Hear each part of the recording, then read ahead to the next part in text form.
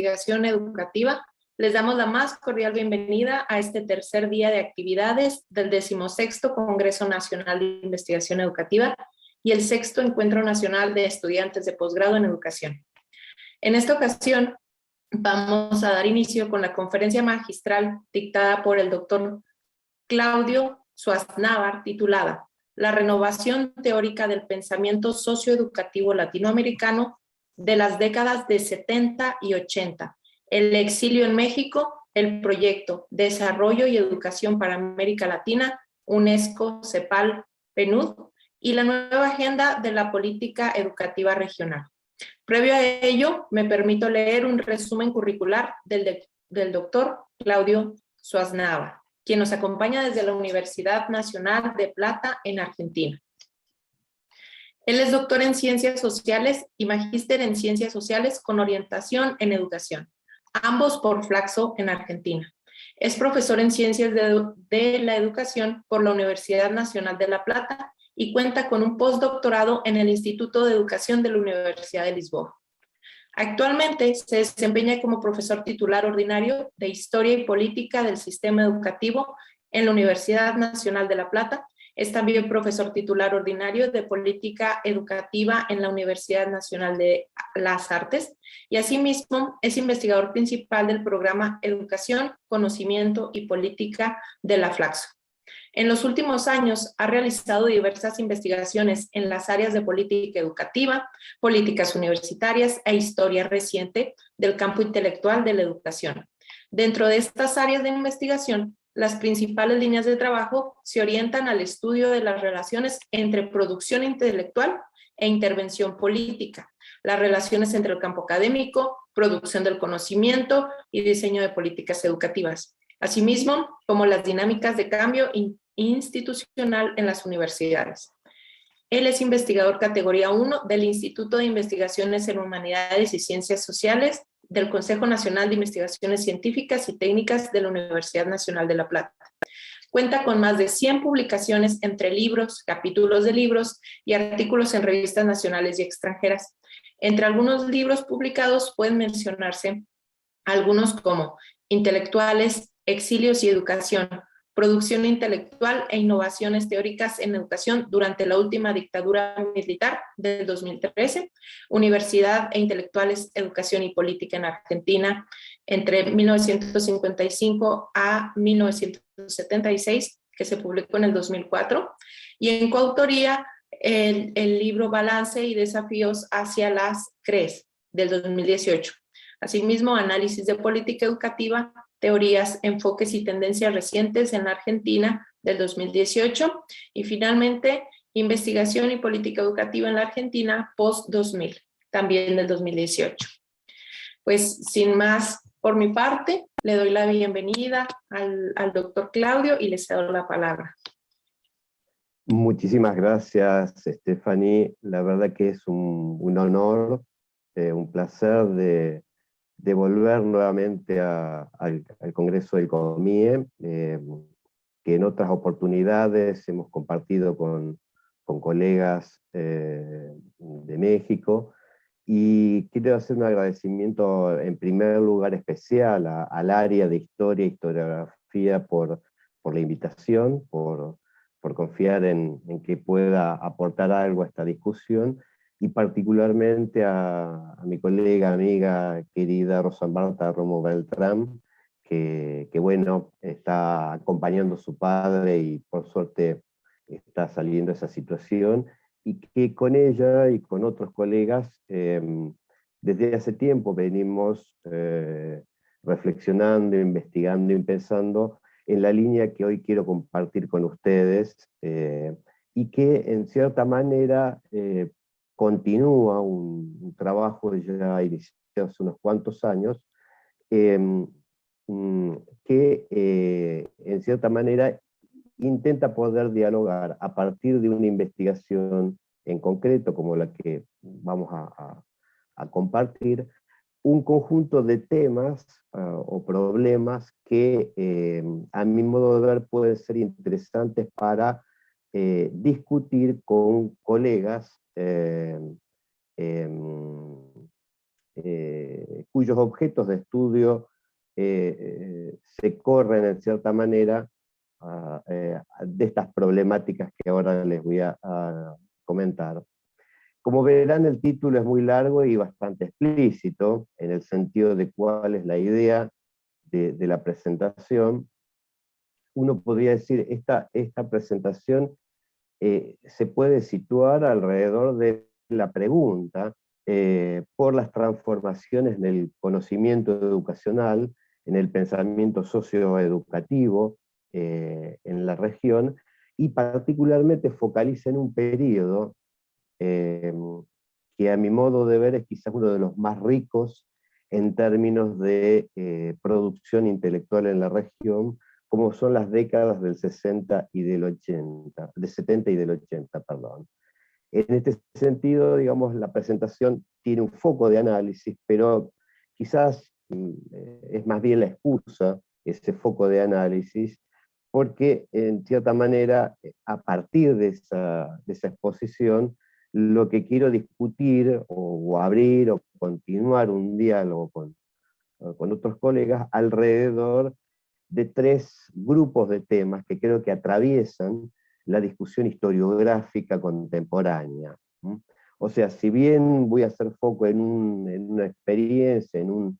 recorte particular que va a mirar en particular, digamos, la producción intelectual del exilio latinoamericano que se congregó en la Ciudad de México, en todo México, en las décadas del 70, y en la experiencia de este proyecto de CEPAL, UNESCO y el PNUD, lo que quiero discutir por elevación a propósito de esta investigación serían tres grandes focos. Uno, focos o preocupaciones teóricas, ¿no? En primer lugar, una discusión muy actual que atraviesa los debates historiográficos del campo educativo y del campo de la historiografía profesional, que es la discusión alrededor de la historia transnacional, la historia global, las historias conectadas, las historias cruzadas, digamos, distintas denominaciones que, en cierta manera, a propósito de esta mirada del pensamiento educativo, me interesaría conversar. Ahora vamos los enumero y después abrimos un poquito a qué me refiero, qué aspectos me parece interesante para discutir. El segundo foco es el segundo preocupación o tema de debate en que se inscribe particularmente esta investigación, remite a otro campo de estudio, como es el de la historia intelectual, un campo que, digamos que en las últimas 2 décadas ha crecido notablemente en una preocupación, digamos, histórica en la región, como es el lugar de los intelectuales, la producción intelectual. En este punto, yo creo que hay algunas cuestiones, como la discusión de las redes y el llamado giro material, que me parece que a propósito de esta investigación, podemos abrir un canal de debates, de diálogo. Y por último, un tema quizás todavía un poco más reciente, que no solamente atraviesa la discusión historiográfica, sino también la discusión más amplia en el campo de las ciencias sociales, que es la pregunta alrededor de, digamos, de cuál es el lugar de América Latina en relación a las corrientes principales de producción académica de ciencias sociales. Dicho en términos más setentistas, si ustedes quieren, la relación entre los centros y las periferias en la circulación de conocimiento. Acá hay también un interrogante que me interesa compartirlos con ustedes, en el sentido de que este tipo de estudios, en cierta manera, también plantean, quizás como una mirada, digamos,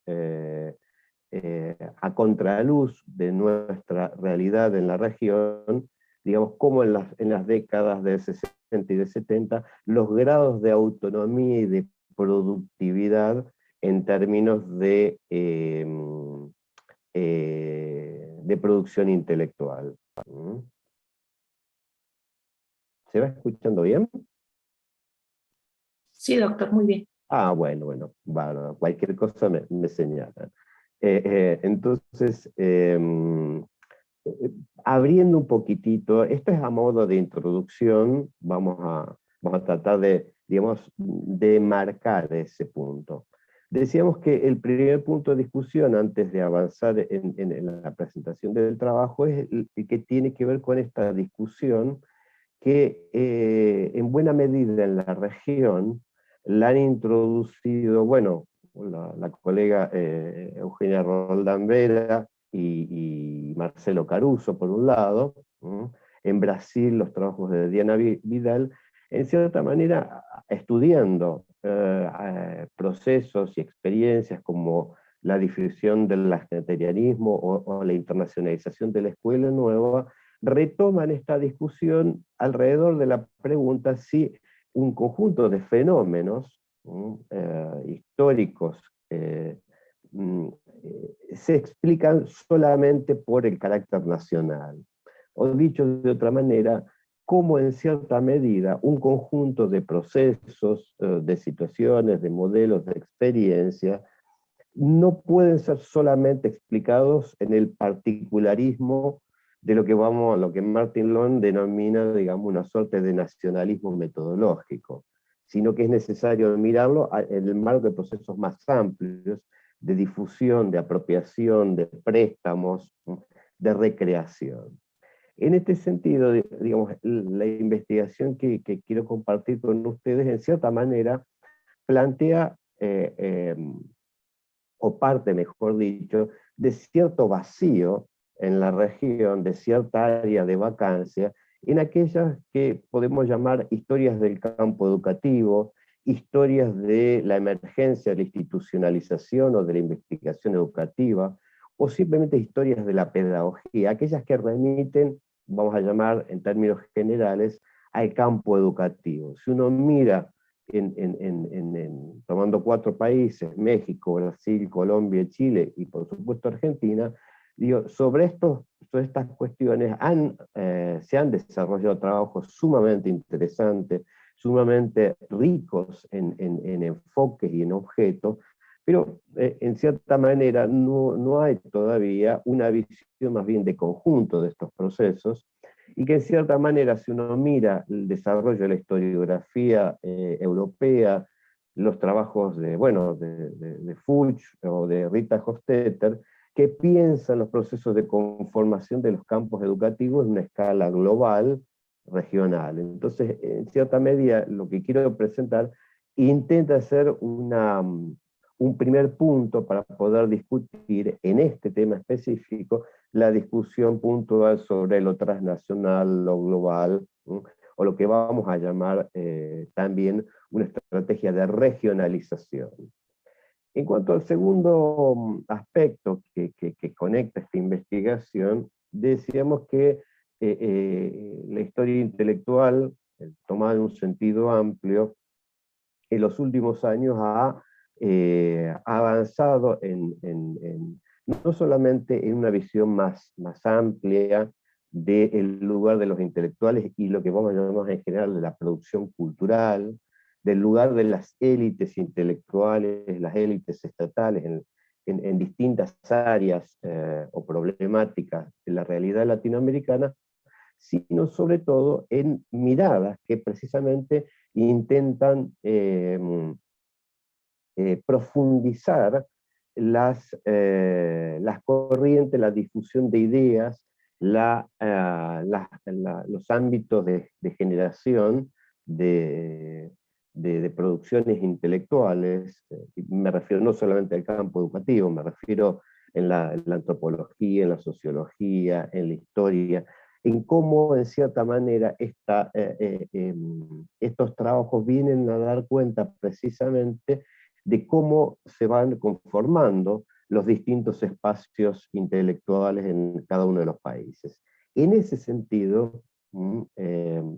es lo que me interesa discutir? Bueno, el uso y la potencialidad de la noción de redes de intelectuales, la discusión respecto de las fuentes, o lo que se llama giro material, cómo operan las publicaciones periódicas, las formas de apropiación, digamos, que tienen estos soportes materiales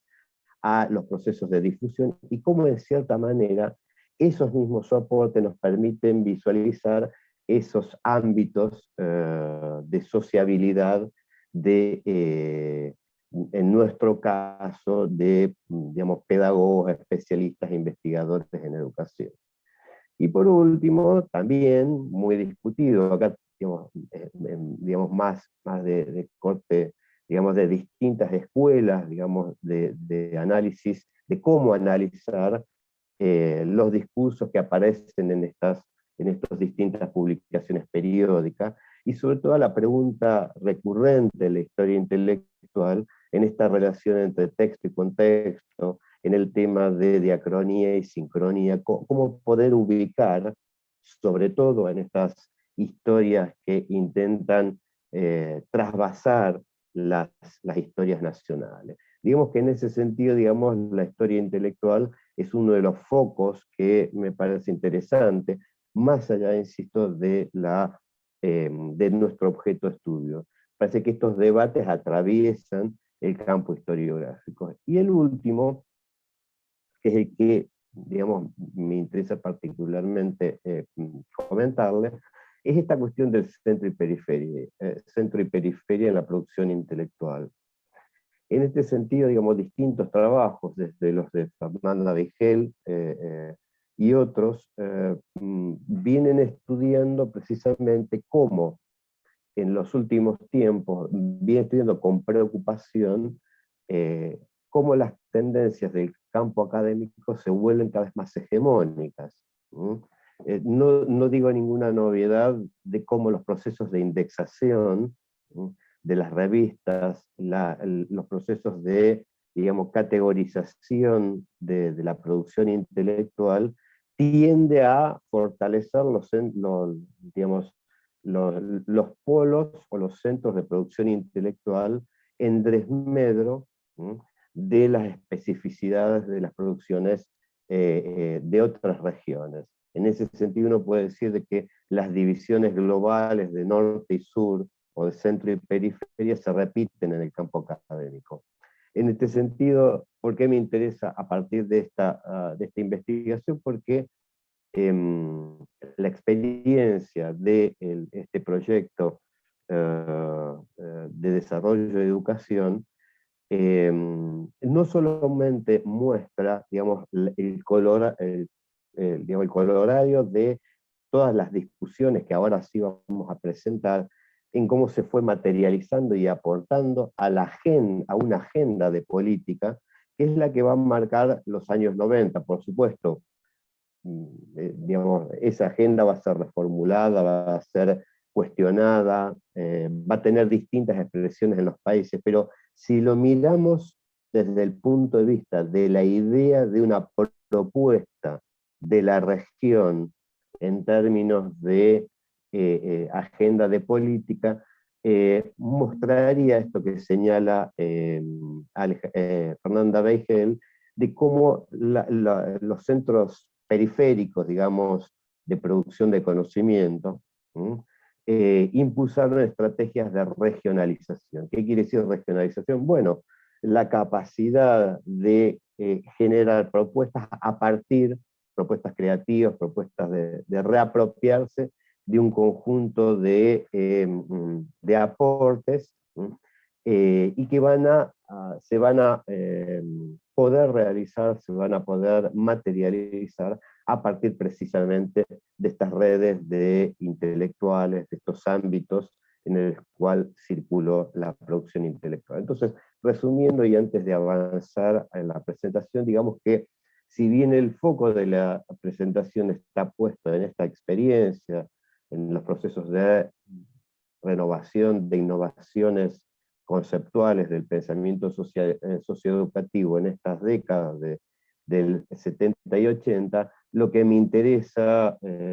discutir o retomar hacia el final son estos tres aspectos: lo que tiene que ver con la discusión de del transnacional o la relación entre lo nacional y lo regional, la discusión teórico-metodológica que introduce la historia intelectual, y esta otra última discusión que tiene que ver con la posición y estrategias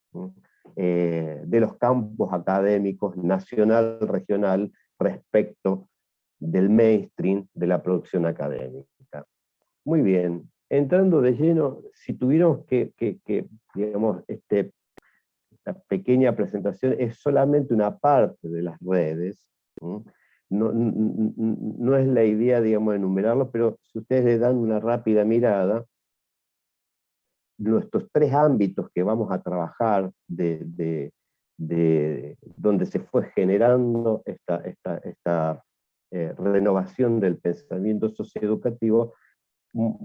podemos recortar, por un lado, este realmente tanque de pensamiento muy latinoamericano, como fue la CEPAL, como fue, y sobre todo la CEPAL de estos primeros años, de las décadas 60, 70 y 80, que ciertamente no sería pensada sin Presbit, y sí un actor que es muy conocido, con un peso importante en el campo mexicano, como es José Medina Echavarría. José Medina Echavarría, digamos, para aquellos para las nuevas generaciones que no lo conocen, fue los que introdujo el pensamiento de Weber, fue los primeros que tradujo, y su papel, digamos, como exilado español, ¿no? En la difusión de distintas líneas de pensamiento en el campo de las ciencias sociales. Pero junto con Medina Echavarría, Presbit, argentino, fue el primer secretario de esta Comisión Económica para América Latina, ¿no? Que como todo organismo de Naciones Unidas apuntaba, organismos técnicos, a generar un conjunto de reflexiones y de análisis respecto de las orientaciones para la región. En este sentido, digamos que la CEPAL va a cumplir un papel central en lo que después se va a llamar el pensamiento social latinoamericano. Quizás de los intelectuales más conocidos haya sido Fernando Enrique Cardoso y Enzo Faleto, ¿no? Con ese libro que marcó toda la década del 70, que es Dependencia y Desarrollo en América Latina. O sea, un conjunto de intelectuales que apuntaron a pensar la pregunta de cuál es el camino para la región para salir de esa situación, digamos, de, comillas, subdesarrollo, como se llamaba, o su condición periférica. Entonces, ahí tenemos un primer grupo, y lo que vamos a analizar es algunas cuestiones, algunos debates que se van a dar en la revista de la CEPAL, y que tienen que ver con este conjunto de intelectuales y expertos, que, digamos, va a tener una composición también bien latinoamericana, entre argentinos, brasileros, uruguayos, chilenos. El segundo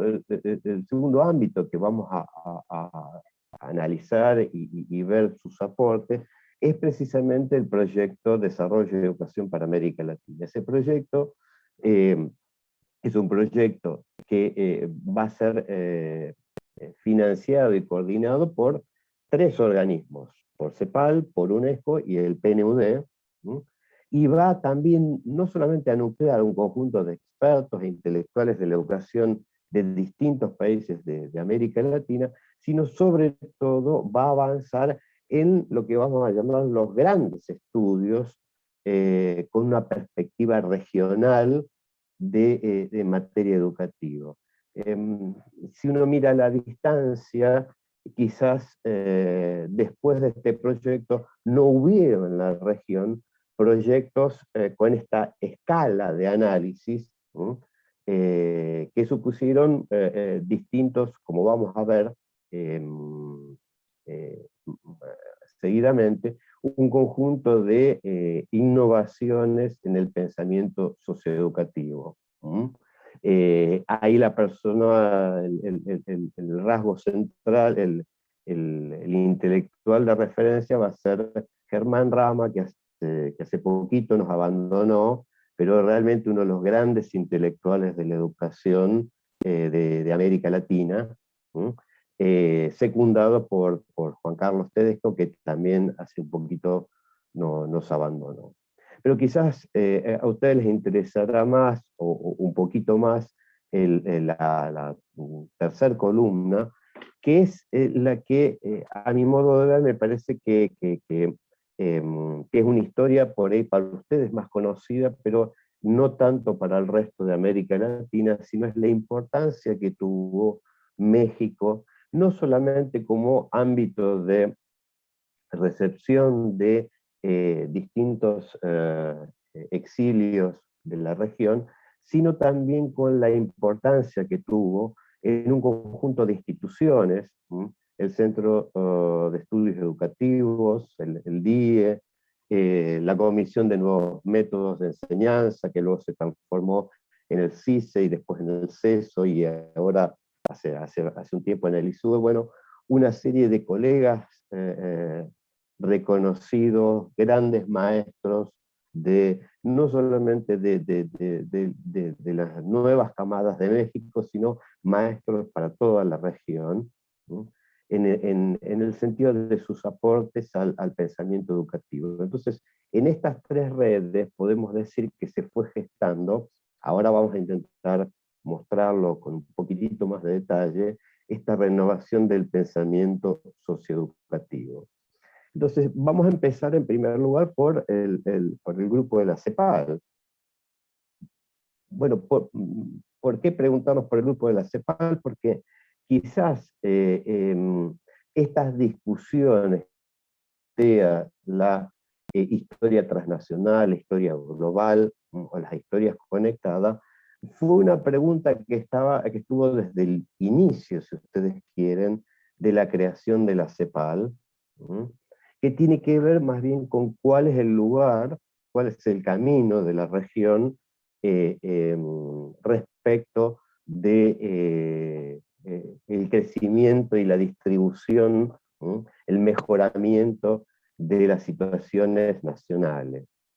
Nosotros podemos pensar en el periodo, digamos, si se quiere, más de mayor relevancia que tuvo la CEPAL en la década del 60, y en el cual acuñó esta formulación,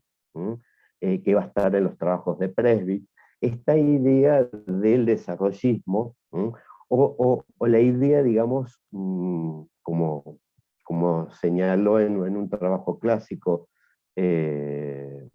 Fernando Enrique Cardoso, diciendo, bueno, la CEPAL con la idea de desarrollo lo que hace es reformula un conjunto de conceptos y visiones que ya estaban en la historia económica, en el campo de la discusión económica, para plantear en cierta manera digamos,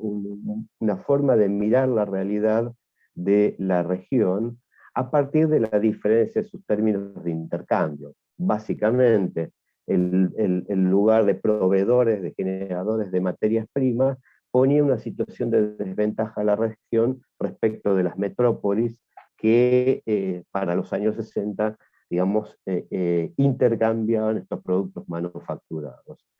El problema que tenía Argentina desde esta visión del desarrollo suponía en cómo precisamente de ser países primarios exportadores a ser países con una producción industrial, ¿no? Si ustedes ven cierta coincidencia con las discusiones actuales, no es mera coincidencia, sino con una reflexión que hasta el día de hoy también plantea para la región, bueno, cuál es el lugar, cuáles son los modelos de desarrollo posibles y deseables en la región. Digamos que en ese sentido, la CEPAL va a cumplir un papel central en esta discusión, y en particular en la década del 70, porque es una década en la cual luego de los años de fuerte influencia, sobre todo con estas tecnologías del planeamiento y la planificación económica, digamos que en la década del 70 entra un periodo de declive, por un lado por el ascenso de las corrientes neoliberales, pero por otro lado porque en buena parte de la región digamos, se ven cortados procesos democráticos y el ascenso de distintas dictaduras en América Latina. A fines de los 60 en Brasil, en los 70 va a estar Argentina, Uruguay, Bolivia, Chile. Digamos que gran parte de la región va a estar dominada por gobiernos autoritarios, en el cual la CEPAL va a tener poco espacio para o poco espacio de predicamento. En ese marco, la CEPAL, o estos intelectuales de la CEPAL, estos funcionarios intelectuales de la CEPAL, van a avanzar en una revisión de este concepto de desarrollo, ¿sí? Y van a avanzar en una serie de críticas, por un lado las visiones más de pensar el desarrollo solamente como un proceso de modificaciones económicas, la crítica al carácter eurocéntrico del desarrollo, esta idea de las etapas, la idea que América Latina debía recorrer la experiencia de los países centrales, una cierta idea de racionalidad lineal, digamos, está a la base de la visión tecnocrática, si ustedes quieren, ¿no? La idea de que podemos pensar los cambios en el papel y que la realidad mansamente se adecúa. Digamos que esa crítica va a estar ligada no solamente a la experiencia de los años 60, sino sobre todo una discusión de reformulación intelectual que va a dar lugar a la idea de estilos de desarrollo. Yo solamente les muestro, claro, estoy pensando en un auditorio joven, de jóvenes investigadores, de alrededor de 30 y pico de años, y dirán, bueno, el profesor claro está diciendo una obviedad, pero esta obviedad respecto al lugar que tiene el conflicto en el análisis, esto era una novedad para mediados de los 70. En cierta manera, en el ámbito educativo y en el ámbito de desarrollo, había una idea, digamos, mucho menos compleja, menos conflictiva, más asociada a la idea, a las visiones sociológicas del funcionalismo. Pero digamos que en estas discusiones que se van a dar en la revista de la CEPAL, una de las cuestiones que va a introducir este gran sociólogo argentino, Jorge Graciarena, también hace poquitos años nos abandonó, él va a introducir lo que él llama el enfoque accionalista, que es la idea de que no podemos ver los procesos de desarrollo por fuera de la dialéctica de las relaciones de poder y conflicto entre clases y grupos sociales, que en cierta manera la dimensión ideológico-política es inescindible de los procesos de desarrollo. ¿Por qué es importante esto? Porque en cierta manera es la autocrítica que se está haciendo la misma CEPAL de estas recomendaciones que presuponían cierto instrumentalismo en las medidas, ¿no? Entonces, cuestionar este modelo de desarrollo vino de la mano también de repensar esta idea, digamos, de, en vez de pensar el desarrollo como un proceso único y homogéneo, por el cual México, Argentina, cualquier país debe transitar, partir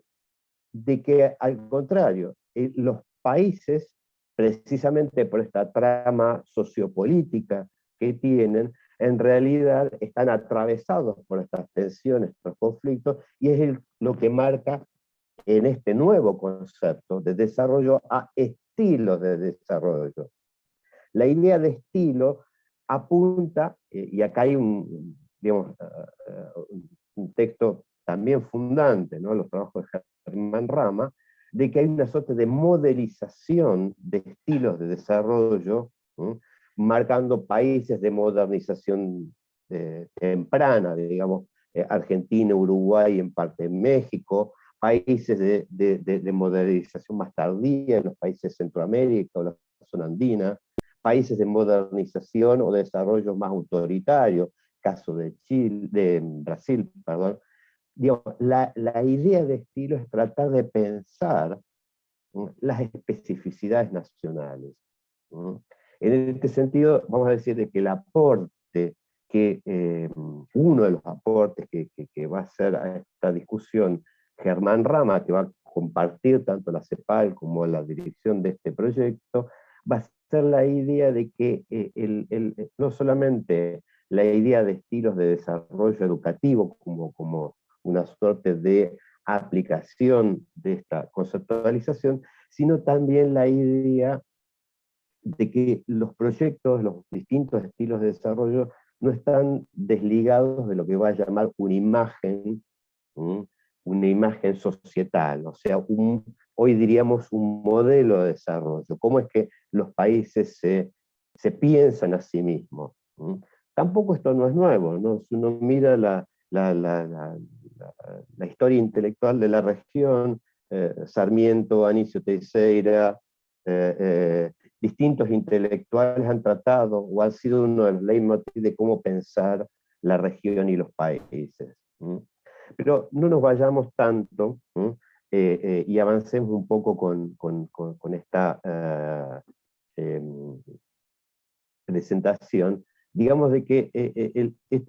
digamos, los debates de la CEPAL permitieron en cierta manera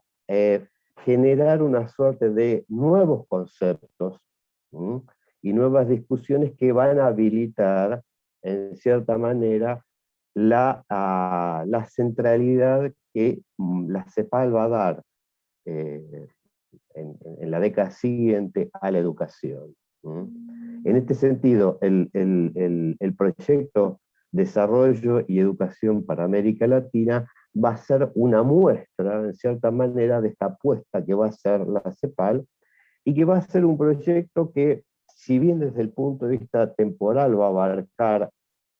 6, 7 años, entre 75 y 1981, va digamos, no solamente a producir un conjunto, insisto, de estudios centrales, que van a impactar, insisto, no solamente en la discusión ya del desarrollo, de los estilos de desarrollo, sino que va a expresar más bien, por un lado, la reformulación de ciertas visiones, ciertas categorías del pensamiento socioeducativo en la región, pero a su vez se va a nutrir, como vamos a ver, de otros debates que se van a dar, y esos de reformulación intelectual que se van a dar en la región y que nosotros vamos a mirar particularmente en México. Adelantando un poco lo que quiero señalar,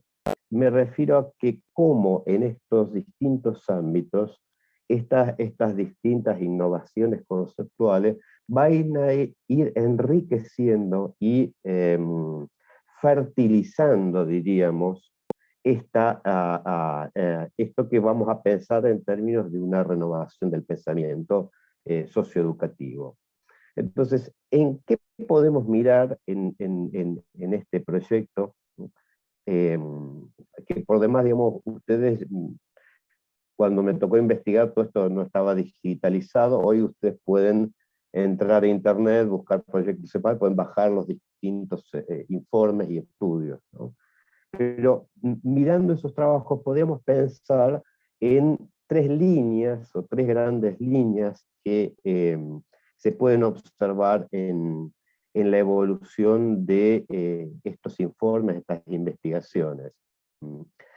Un poco aclarando o aportando algunas cuestiones que tienen que ver con una dinámica. No se imaginen un proyecto como hoy, que está en un instituto de investigación donde están todos los investigadores reunidos y se reúnen semanalmente o mensualmente para investigar.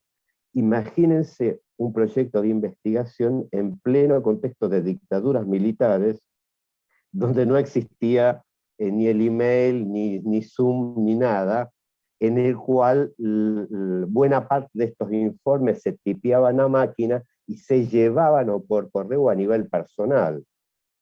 O sea, estamos hablando de un momento en el cual el contexto político se mete en la propia reflexión intelectual. Entonces, este proyecto podría ser, digamos, una visión de un conjunto de intelectuales y especialistas,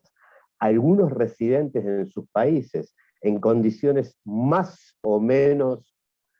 inseguras o seguras, o intelectuales que debieron salir del país y están residiendo en otros lugares, que producen de manera simultánea y una vez por año, una vez cada 6 meses, digamos, se encuentran cuando es factible, y si no, buena parte de la discusión es por carta. O sea, digamos, estamos pensando que las formas de sociabilidad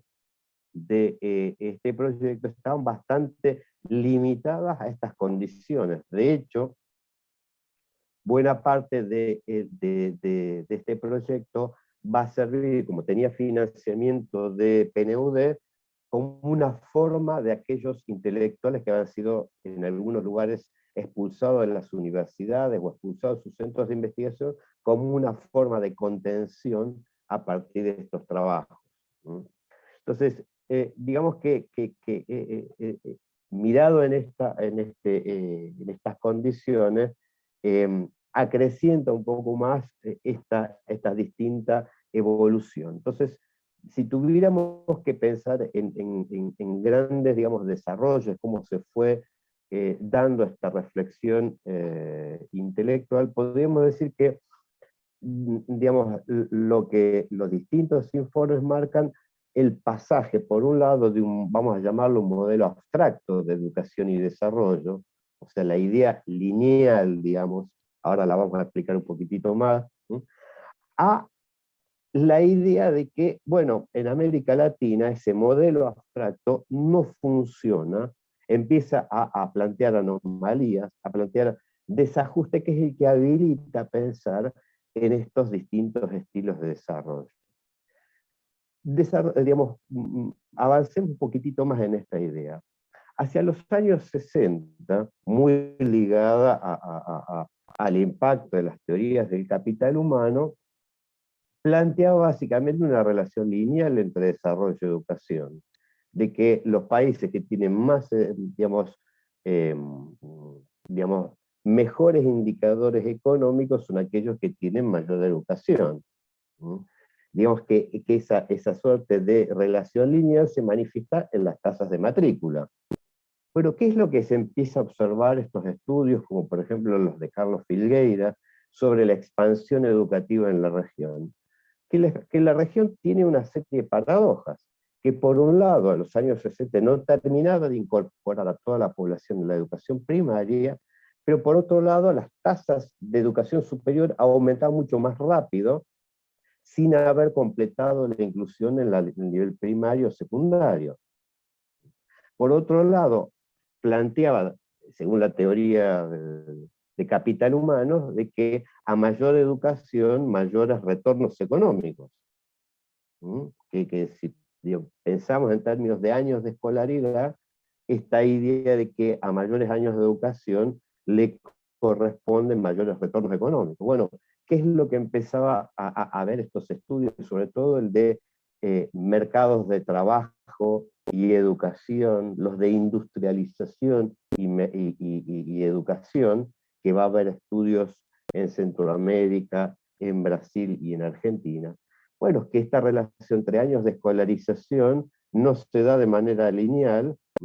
sino de que podemos tener la paradoja de que para ciertas áreas, graduados universitarios con muchos años de escolarización no necesariamente tienen los retornos conforme a sus años de escolaridad. Que estas anomalías o desajustes lo que estaban dando cuenta es de las especificidades de estos estilos nacionales de desarrollo educativo. En este sentido, vamos a ver que estos primeros trabajos van a abordar los temas clásicos de la sociología de la educación, de la sociología del desarrollo, y van a dar cuenta de la especificidad, digamos, a partir de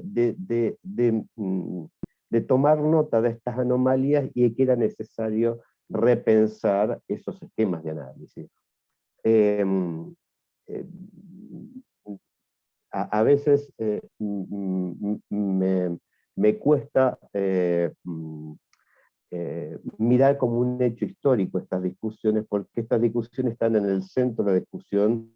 en Argentina, en Brasil. Digamos, ¿cuál es la relación? ¿Qué es lo que tiene que preparar la escuela en relación al aparato productivo? ¿Cuáles son las demandas del aparato productivo de las empresas? Digo, estos debates, digamos, empiezan a plantearse en estos años y empiezan a plantearse en términos teórico-conceptuales. Ahora bien, de esta conceptualización más, digamos, centrada en esta suerte de relación lineal, los estudios van a pasar a mirar esta otra cuestión, que es la dimensión política, de que los procesos educativos en estos estilos de desarrollo educativo no son solamente explicables por la asincronía o la anomalía entre ciertas variables, sino se explica por una dimensión política que es un poco la que va a introducir a partir de una serie de conceptos que van a ligar las dinámicas más macro del sistema a las dinámicas más sociopolíticas de los sistemas educativos. En este sentido,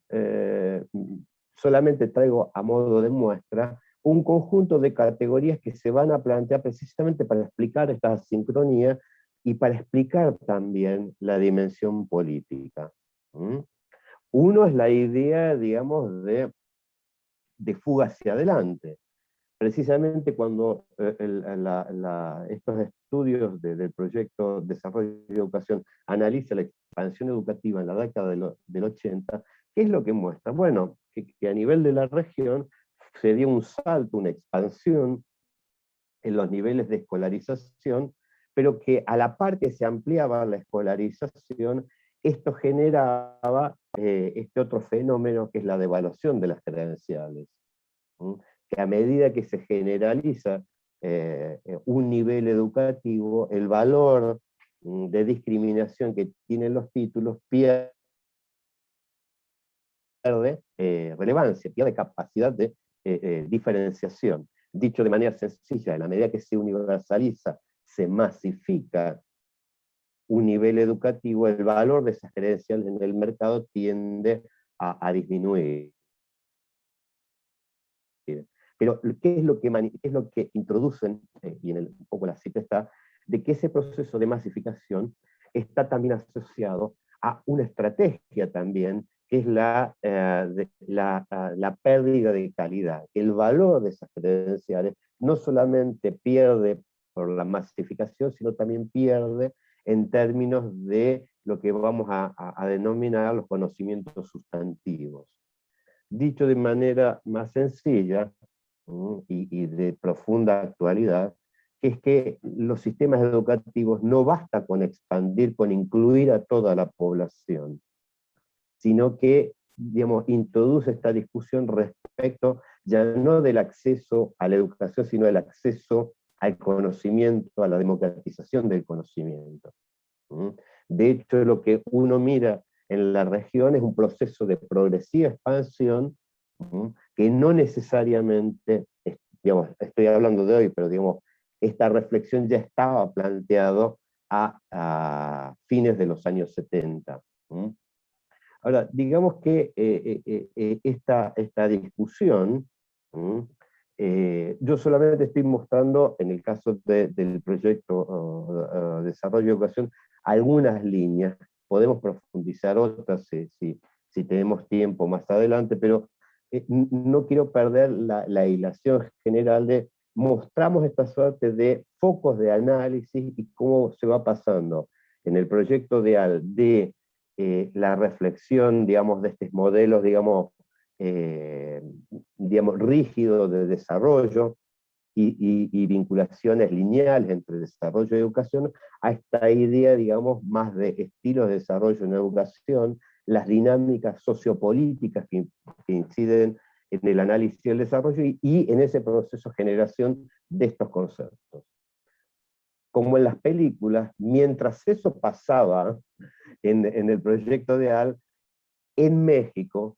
va a ser otro de los focos en el cual esta reflexión, que insisto, no es solamente abarcativa del campo educativo, sino más en general de las ciencias sociales, por el hecho de haber sido el espacio de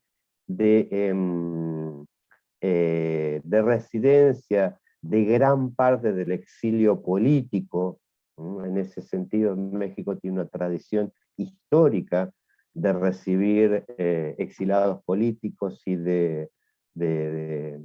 ofrecerles protección y amparo. Digo, también fue en los años 70 el lugar en el cual ese exilio latinoamericano no solamente encontró refugio frente a la persecución, sino encontró un espacio intelectual para avanzar en una reflexión que va a ser tanto política respecto a la experiencia de estos intelectuales, de estos distintas, digamos, personajes de distintos países de América Latina, pero esa reflexión no solamente va a ser una reflexión en términos de experiencia política, sino también una reflexión intelectual. Dicho de otra manera, el análisis de la derrota, pensemos en que estamos en los años 70, y el Distrito Federal van a llegar por el aeropuerto argentinos, chilenos, uruguayos, peruanos, brasileños, todos buscando, digamos, un espacio, digamos, fugado de sus países. Por supuesto va a haber exilios en España, exilios en Europa, exilios en Estados Unidos, pero México va a tener el privilegio de haber no solamente dado asilo, sino coincidir con un proceso de expansión de la educación superior post-68. O sea, ustedes lo saben mejor que yo, digamos, va a ser un periodo de expansión de las universidades, de creación de nuevas instituciones que, digamos, van a ser también el ámbito que va a canalizar, vamos a llamar, los procesos de profesionalización académica de muchos de estos intelectuales. Cuando digo profesionalización académica, es que van a coincidir en este momento en el sentido de, digamos, de estudios de posgrado, de expansión del posgrado, de discusiones en términos de el análisis político y social que también se va a dar en esos años. Básicamente, vamos a decir de que los años, digamos, esta reflexión sobre la derrota, acá aceleramos un poquitito porque no es el foco que quiero presentar, sino lo que quiero presentar son las discusiones educativas, pero por detrás de estas discusiones educativas está estos otros debates, que es la discusión que se va a conocer como la crisis del marxismo, digamos, la idea de, digamos, el impacto que va a tener la discusión del pensamiento de Gramsci en la región, el impacto que va a tener la discusión del llamado eurocomunismo, los trabajos sobre todo de los italianos, los franceses y los españoles, que van a pensar, digamos, no en clave del marxismo soviético, sino en un marxismo que empieza a dialogar con otras tradiciones. Y por otro lado, todas las discusiones que la propia análisis de la derrota va a derivar en lo que algunos llaman la discusión sobre las transiciones a la democracia. O sea, la idea, digamos, de repensar las formas del Estado y la política, sobre todo en aquellos sectores que habían planteado una vía mucho más violenta, de las vías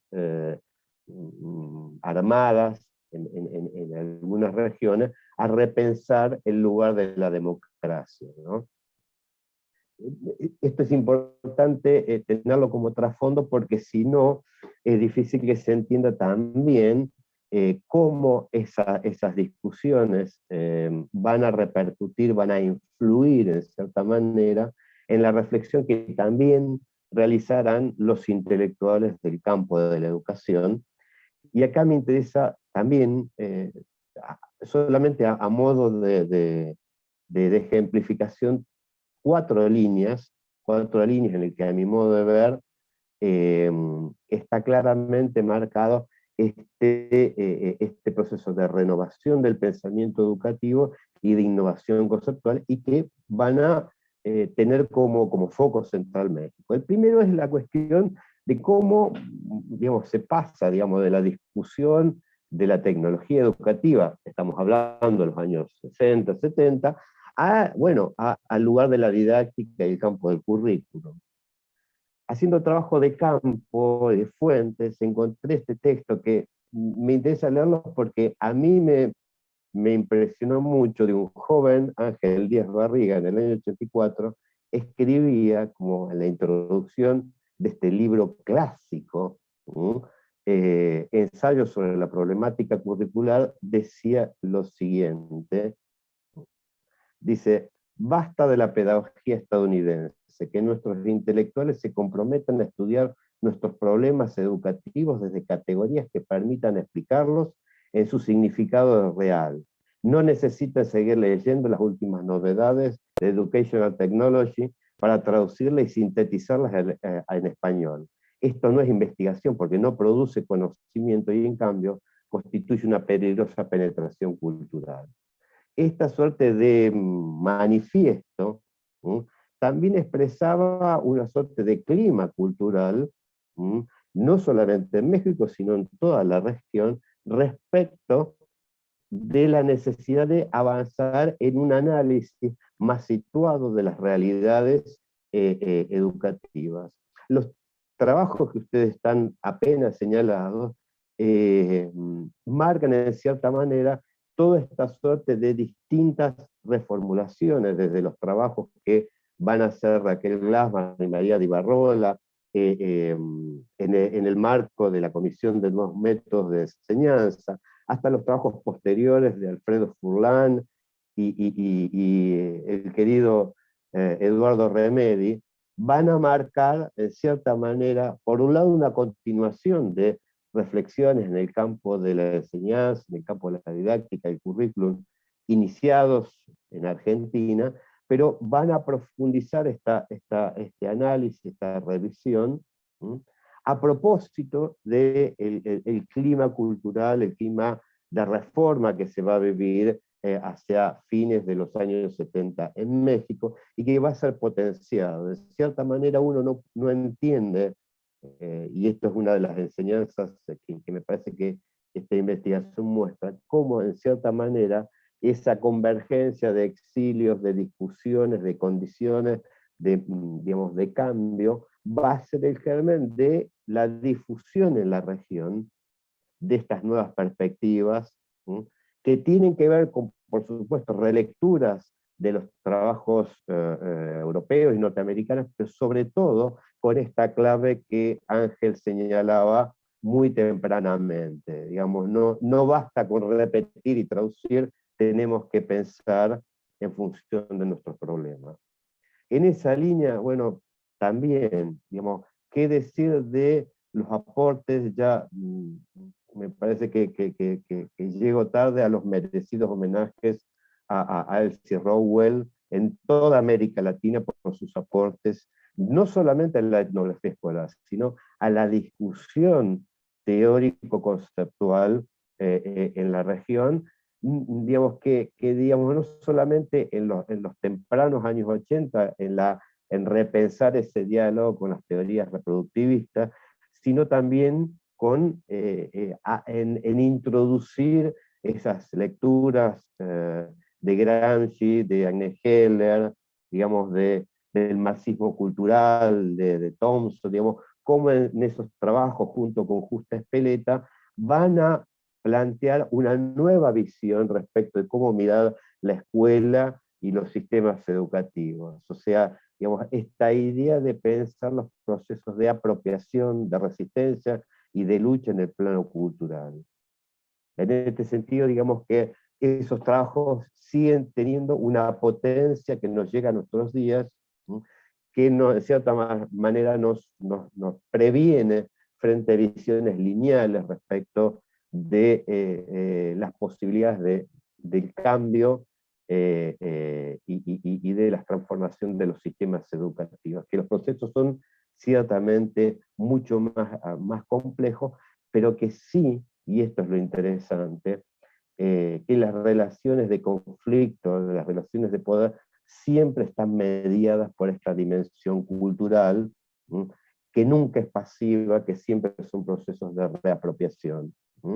En ese sentido, digamos que el campo educativo,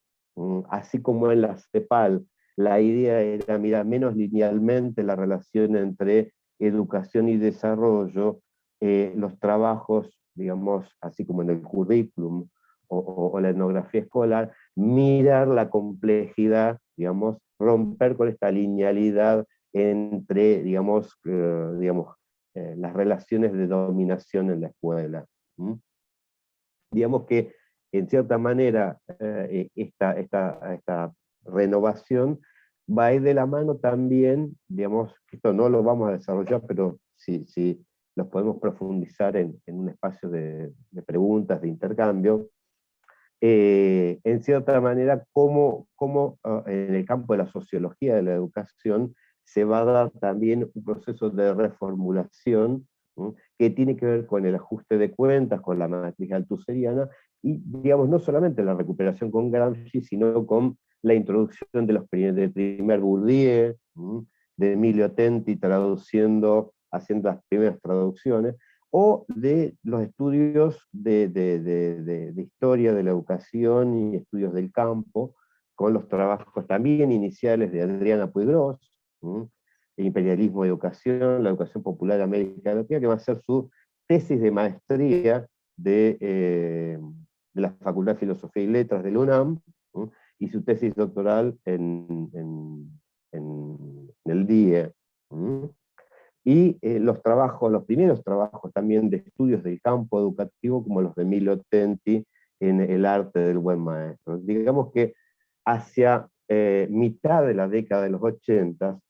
¿no? esta suerte de convergencia, de estas discusiones del desarrollo, de la educación, ¿no? de las particularidades, de las anomalías, de estos nuevos conceptos, ¿no? De esta reformulación de estas visiones. Yo solamente les muestro 3 textos que van a ser de referencia en la región. Uno se publica en 1985 y el de Desarrollo y Educación del año 1987, aunque el proyecto había terminado en el año 81. Pero Educación y Clases Populares en América Latina, como Educación en América Latina, son 3 textos que, si ustedes vuelven, primero lo que van a encontrar van a ser una multiplicidad de intelectuales de Argentina, de Brasil, de Chile, de Colombia, de México, ¿no? O sea, el carácter latinoamericano, que, fíjense, en el caso de Educación en América Latina, es modelos teóricos y realidad social. En esos 2 textos, que, insisto, entre muchos que hubieron en esa época, me parecen los más representativos porque abordan, digamos, ciertas claves que van a acompañar los debates posteriores. Están los debates que van a tener que ver con el lugar de la educación popular y los procesos de democratización en América Latina. Están los trabajos que tienen que ver con, bueno, con estos trabajos de la relación entre Estado y clases subalternas. ¿Sí? Están los trabajos que piensan una historiografía que va a empezar con el trabajo clásico de Gregorio Weinberg, o sea, la idea de pensar una historiografía de la educación global, ¿sí? Pensando en distintas claves, y que en cierta manera también estos trabajos es expresión de esto que recién hacia comienzos de los 90,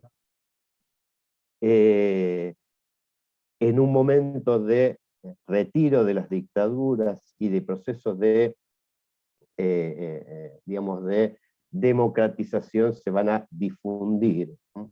Entonces, para ir cerrando y dejando un tiempo para conversar con los distintos colegas, vuelvo a estas tres líneas de debate o de preocupaciones teórico-metodológicas que me interesa discutir a propósito de esta investigación. La primera cuestión que podríamos señalar es que, tomando esta discusión de lo transnacional o de las historias conectadas, a mi modo de ver, esta historia del proceso de renovación del pensamiento socioeducativo latinoamericano en estas décadas muestra precisamente este carácter regional. La diferencia, uno no podría decir, o por lo menos yo no me parece, que es posible leerlo en las dinámicas de recepción de ideas. El concepto de recepción es un concepto que tiende a pasivizar a aquellos que son objeto de la recepción. Al contrario, uno mira estos trabajos y lo que encuentra es un proceso fuertemente creativo de construcción de categoría y de una preocupación central por tratar de entender la coyuntura particular de la educación y los sistemas educativos en la región. O sea, una primera conclusión, si ustedes quieren, o quizás una hipótesis para futuras investigaciones, es que, digamos, si queremos mirar la historia reciente de los campos educativos en nuestros países, esa historia no se debería o no deberíamos mirarlas solamente como historias, comillas, nacionales, sino como un parte de diálogos regionales, y diríamos diálogos regionales y distintas articulaciones, vinculaciones con, digamos, con los centros de producción intelectual en educación, sea en el caso de Estados Unidos o el caso europeo, pero digamos, si uno mira esta experiencia, es claramente una expresión de una reflexión colectiva y regional. La segunda cuestión que también a mi modo de ver expresa esta cuestión de las historias transnacionales o historias conectadas, es que digamos, en esta evolución de pensamiento, o de renovación del pensamiento, influyen tanto, digamos, las distintas experiencias políticas, ¿sí? Y en eso es interesante ver cómo los procesos de, vamos a llamar, de democratización o los autoritarismos en la región pensados, y de hecho fueron estudiados por la ciencia política como estudios comparados de procesos de ver qué tipo de dictaduras eran los que se instalaron en América Latina, cómo fueron los procesos de democratización, digamos, en cierta manera, cómo estas historias políticas de los países estuvieron fuertemente conectadas, y que eso también se expresa precisamente en estas historias, o en estas, no historias, en estas reflexiones que van a atravesar estos procesos de reformulación del pensamiento socioeducativo. En este sentido, digamos, vamos a decir de que respecto de la segunda cuestión que decíamos de la historia intelectual, a mí me pareció tanto el recurso del análisis de redes intelectuales como las publicaciones periódicas como un material realmente central para dar cuenta de estos espacios de circulación y difusión. Y bueno, por último, digamos, respecto a esta tensión entre centros y periferias, esto último voy a decir más en tono de intervención política. Quizás la región no tuvo, desde este proyecto o desde la discusión de ese documento, Educación y Conocimiento, quizás no tuvo la capacidad de generar propuestas o un nuevo paradigma en términos de agenda de política. Efectivamente, digamos, las condiciones son diferentes, pero a mi modo de ver me parece de que los estudios como estos dejan planteado un interrogante que digamos, desborda la problemática historiográfica y se proyecta una discusión más política que tiene que ver con el lugar de los campos académicos en educación en la generación de agendas de política. En ese sentido, es interesante, aunque sería para otra discusión, el papel del COMIE, en ese sentido, como parte de esta historia de conformación de los campos, en los procesos de institucionalización, como lo tiene Brasil con el ANPED, y como recientemente también lo tiene Argentina con su Sociedad Argentina de Investigación Educativa, que intenta en cierta manera pensar estos problemas en términos de comunidad y cuál es precisamente esta vinculación con las agendas de política, con las agendas de investigación, y en definitiva con el lugar del conocimiento educacional en los problemas de nuestros países y de la región. Bueno, me parece que me excedí un poquitito, pero quiero, Stephanie, que tenemos un tiempito para abrir un espacio de debate, de preguntas. Sobre todo me interesa debatir, ¿no? Porque me parece que muchas de estas cuestiones tienen o siguen teniendo actualidad. Muy bien, claro que sí, doctor. Estamos en espera de las participaciones. Aquí tenemos saludos de Alicia de Los Ángeles Colina. Ay, Alicia, sí, gran amiga. Beso enorme. Beso enorme. Dina Beltrán habla acerca de lo interesante que es la visión de conjunto respecto a la renovación teórica del pensamiento socioeducativo latinoamericano, la cual es muy importante para analizar el pensamiento socioeducativo actual.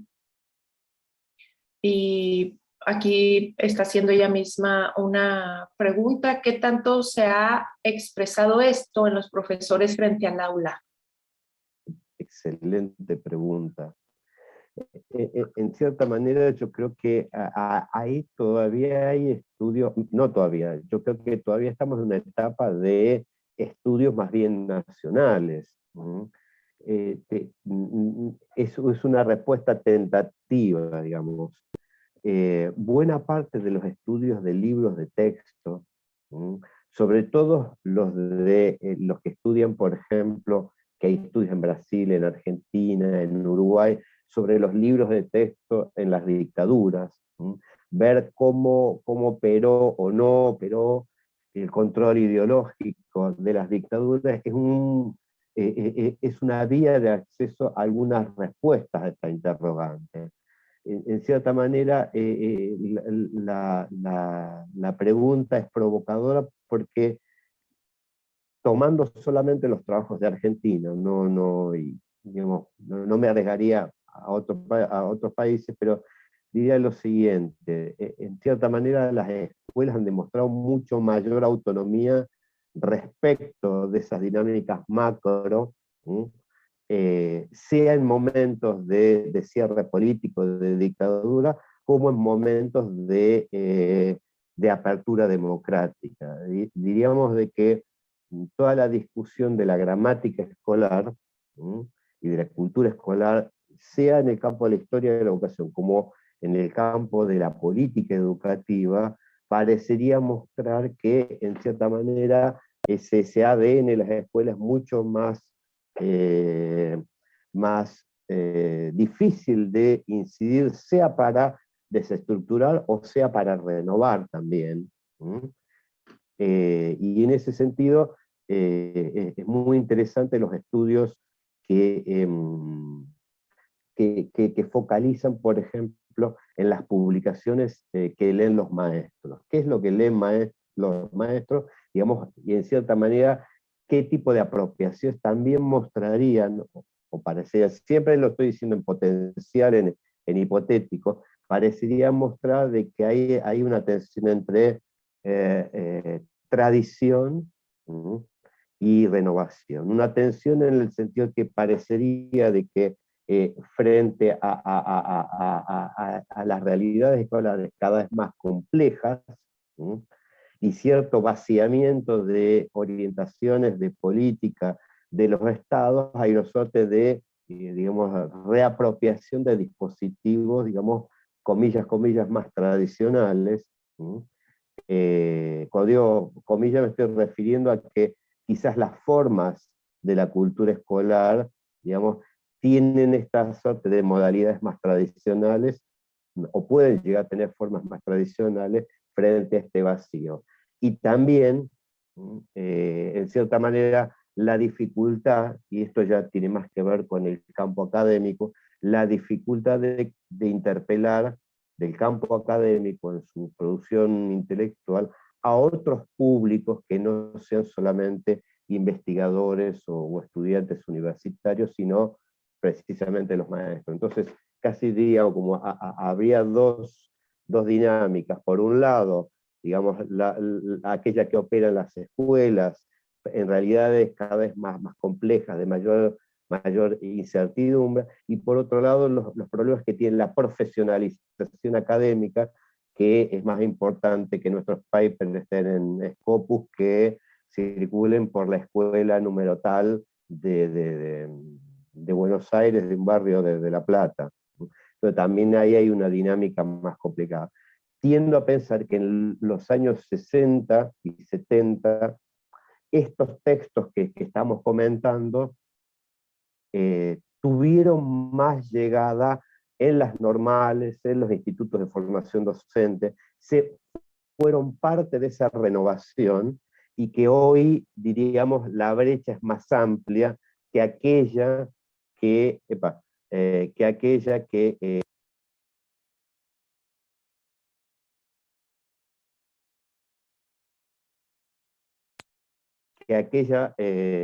la que hoy podemos ver, o por lo menos me da la impresión que hay esa brecha entre campo académico y las escuelas. Pero casi la pregunta es una invitación para avanzar en nuevas investigaciones, ¿no? Muchas gracias, doctor. Hay un comentario de Rosa María Romo, que muchas gracias, interminables. Esperábamos con gran interés sus nuevas reflexiones. Ha sido muy interesante esta reconstrucción de la historia intelectual de América Latina. Y hay una pregunta, tenemos todavía unos 5 minutos, acerca de María del Pilar Romero. ¿Cómo se reflejó el currículum en educación básica y superior? Bueno, pero antes que nada también, digamos, vuelvo a agradecer, ahora que me estás viendo, Rosa Marta, todo el agradecimiento, todo mi corazón, digamos, colega en el cual estas preguntas sobre el exilio, sobre las historias personales son comunes, y recomiendo a todos leer, porque leyendo tus trabajos uno entiende también un poco Argentina, y nosotros aprendemos un poco también de México. Yendo a la pregunta, qué complicada, te diría lo siguiente. Pensar el currículum en la formación básica supone que este tipo de reflexiones, hubieron mediaciones de la producción intelectual, de un libro, de un capítulo, de un artículo, a que se vuelva un conocimiento profesional en el diseño de currículum para la educación básica. Ahí es más complicado. Yo, digamos, también la respuesta es más referenciada al tema de Argentina. Me tocó dirigir una tesis doctoral sobre, por ejemplo, el campo de la lengua y la literatura en Argentina. ¿Mm? Muy interesante porque esa tesis marca los distintos grupos profesionales que a su vez se referencian en distintas visiones teóricas, todo el mundo, el campo de la alfabetización, o el campo que más se apoya en la literatura, cómo esos distintos grupos académicos tienen mayor o menor presencia en el campo editorial y en el campo curricular. Dicho de manera sencilla, digamos, cómo grupos académicos, controlando la definición del currículum, tienen peso para incidir en las editoriales. O sea, lo que muestra la tesis, digamos, muy burdianamente, es que las disputas en un campo de conocimiento suponen distintas estrategias de cooptación de ámbitos, digamos, de consagración o de difusión. Entonces, digamos lo siguiente, estos estudios en este campo mostrarían que la dinámica en el plano, diríamos, más conceptual de las ideas no necesariamente se expresa vis a vis en las definiciones curriculares, sino de que en esas definiciones curriculares, también estoy diciendo casi una obviedad, está mediada por definiciones más político-estatales, político-institucional y hasta de grupo. Casi, digamos, buena parte de las discusiones tiene que ver con cierta, comilla, autonomización de los grupos académicos. En el currículum universitario te diría de que ahí también, lo que digo es más para Argentina, parecería de que ese currículo expresa mucho más estabilidad o continuidad que en el caso de los currículums de educación básica. Y esto tiene que ver, a mí es también una opinión, una hipótesis, en cómo las definiciones curriculares en la educación superior están asociadas a la estructura de cátedras que tiene el sistema universitario en la Argentina. El sistema de cátedras es que el profesor es propietario de un campo de conocimiento, entonces cambiar el currículum supone cambiar esa parcela de conocimiento. Entonces ahí te diría de que el problema mayor es el cambio de los currículums de la educación superior, porque está ligado a esta otra dinámica. Pero sí, acá también